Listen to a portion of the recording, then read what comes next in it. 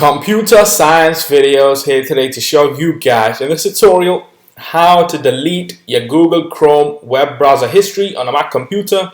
Without further ado, let us start the video. So in this tutorial, you need to have access to a Mac computer and the web browser itself, Google Chrome. So we can now go all the way down to the dock, go to Launchpad, search for Chrome, and see a folder called web browsing.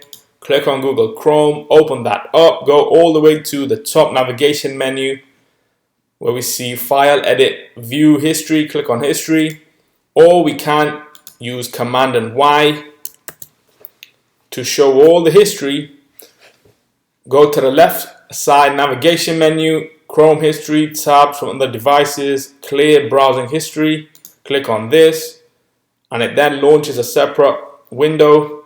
Time range, let's just say all time. We won't be deleting the cookies as we require the passwords when it comes to signing into other accounts. Browsing history, download, yes. Cached images.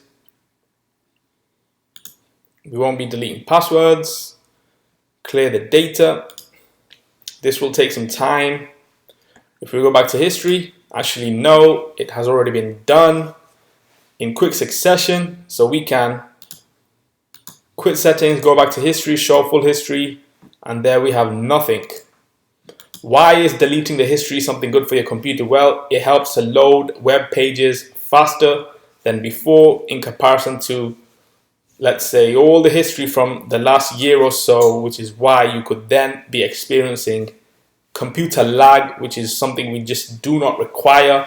So we can quit Google Chrome. That's it for this video. I'll see you guys in the next tutorial. Thanks for now.